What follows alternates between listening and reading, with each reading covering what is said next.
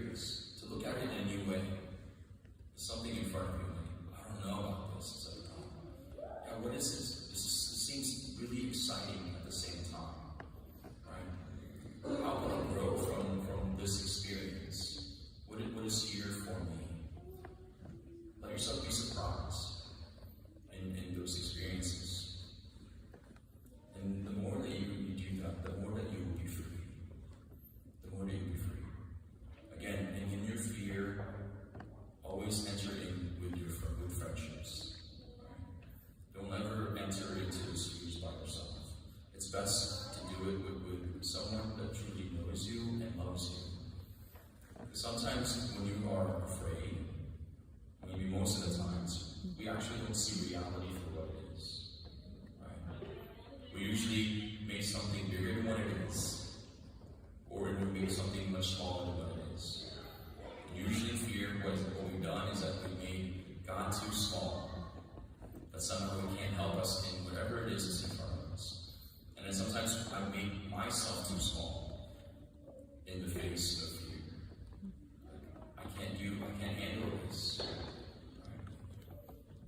But if you have friends that are with you, it will help you allow yourself to see yourself in the reality of who you are. How good you are. How wonderful you are. People that love you really see you for who you are. Of how good you are. That's what we believe about God. Why is it that we want ourselves to always be placed ourselves before Him? So that we can see ourselves for who we truly are. And there says, "You are my beloved, with whom I am well pleased." This is our God. Lastly, the third F I want to speak about is follow through. Okay? Follow through. Like oftentimes in our culture, especially when you're faced with fear, when you feel intimidated, we might sometimes just say yes to something, right? And then we kind of pull back. Or we say maybe, and then just leave it alone. Or we start a lot of things really, really well, then we kind of leave it behind. Really pay attention to the things that are important to you and follow through. Again, don't let yourself be held back by your fear. And if you are afraid, if it's difficult, again, ask for the friends to be there with you, to accompany you, to help you really follow through, to finish strong. And what's amazing is that, again, what God has said to us through St. Paul in Philippians, he says, what God has begun in you, He will bring to fulfillment. We have a God who follows through. We have a God who keeps His promises. That in whatever it is, endeavor that you have in front of you, God is there for you to help you finish strong. And you're finishing this year strong, and you'll begin something new. Again, allow yourself to have the belief in who you are. Let yourself be reminded of how truly good you are, of the friends that you have. And lastly, the last F is fun. Have fun. I often tell people, if you're not having fun, you're doing it wrong. Okay? Even the difficult things that's in front of you. Right? Allow yourself to laugh, to smile. But sometimes, usually, when we take something way too seriously, it helps us lose our focus. We don't have hope. As one comedian says, I don't know who it was now, but I always quoted it. It was from a stand-up. He says, for people that don't have hope, they can't laugh. And I think that's right. Whatever the situation is, if it's too close, right? That's why we have the expression, too soon, right? When you make a joke, it's like too close to the difficult things, you're like, too soon. Because there's a moment that's so grave that it's hard to see beyond it. Then later on, you're able to laugh about the situation because you not only survive but thrive, and that is no longer an obstacle for you. Allow yourself to have fun, to look at the things that are in front of you in a new way. You have a God who's truly creative, and He wants you to have life and have it to the full. One of my favorite saints is St. Lawrence, right? And you remember his story, or familiar with him? He was someone who was, he was well grilled alive, right? That's what was going on. And then, in that moment when he is being grilled alive, there's just hope in himself, in God who will save him, that even yet he can laugh. and even make a joke. He says, I'm done on this side, turn me over, right? That's the kind of spirit that God wants for us. Whatever's in front of us, we can enter it with joy, peace, and hope. That's why you can have fun in the midst of all the things that you are going through. And I love that you do have fun. And I see it when you're together. I see it when, just the snapshots of you in a moment. I see it even when things are really serious, you like turn to your friend just a little bit and have a wink, right? This is a little